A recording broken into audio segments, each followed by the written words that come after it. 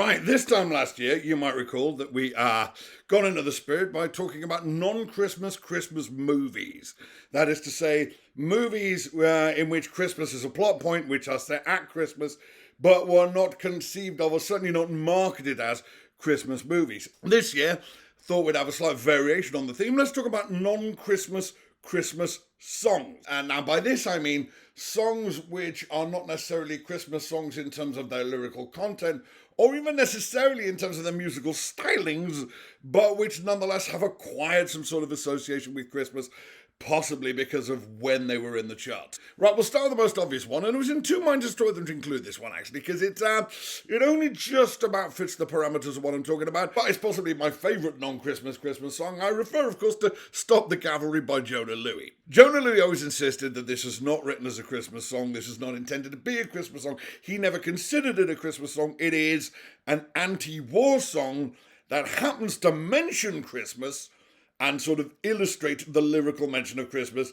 with a little jingle bellsy bit. But evidently somebody at the record company thought otherwise. Because whether this was conceived as a Christmas song, it was absolutely released at Christmas. And while it was not Christmas number one that year, it did do very well and has been doing very well for Jona Lewie ever since. Here's another one, which again feels slightly deliberate.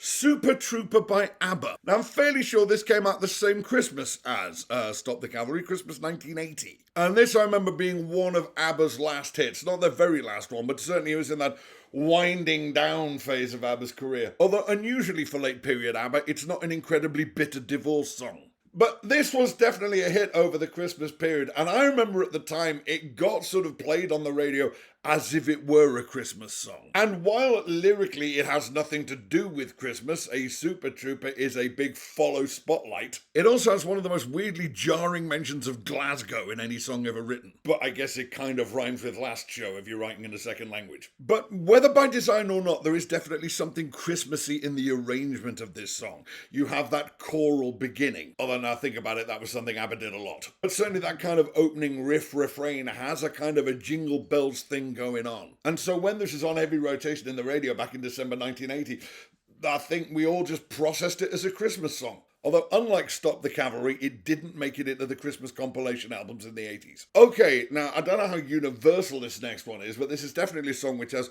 Christmas associations for me, although it couldn't really be less Christmassy in terms of music or subject matter. But it was the Christmas number one twice. I refer, of course, to our old pal Bohemian Rhapsody. What people tend to remember about Bohemian Rhapsody's first stay at number one is how long it was, 9 weeks, I seem to recall. And somewhat forgotten in that statistic is that one of those 9 weeks was Christmas. But then, of course, it re-entered the charts 16 years later in December 1991, because that's when Freddie Mercury died. And lo and behold, it was Christmas number one all over again. So, I don't know about you, but for me, one of the things which engenders Christmas associations in my mind with a song is whether or not I was hearing it a lot during a particular Christmas of my childhood. And around Christmas 1975, whatever else may or may not have been in the charts, there was kind of no getting away from Bohemian Rhapsody. Okay, here comes another one, maybe again a tad personal, but Only You, specifically the a cappella cover version by the Flying Pickets. Now, this was the number one at Christmas 1983. Now, I'm fairly sure this was released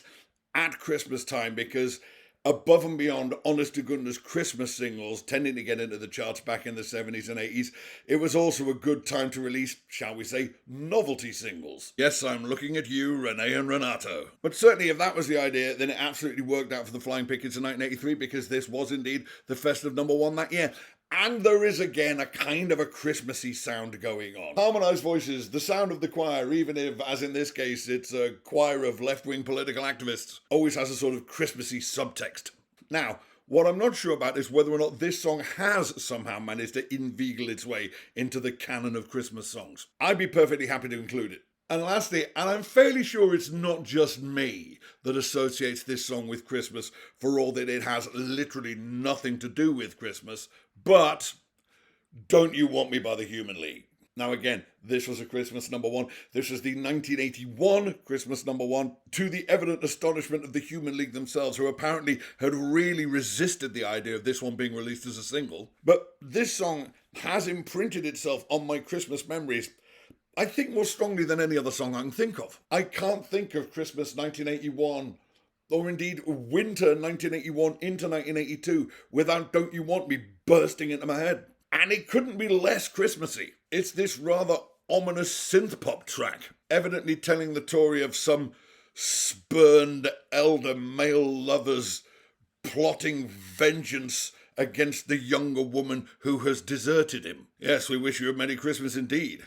But again, and I don't think I'm alone in this, it has absolutely embedded itself in my consciousness as a Christmas song. Have you got any songs that you associate with Christmas that aren't Christmas songs? I would genuinely love to hear about them because I find this kind of stuff fascinating. So into the comments they go. Thanks for watching. If you liked it, please hit like and share. If you'd like to see more, please hit subscribe. And if you'd like to help me make more, please visit patreon.com/MitchBenn.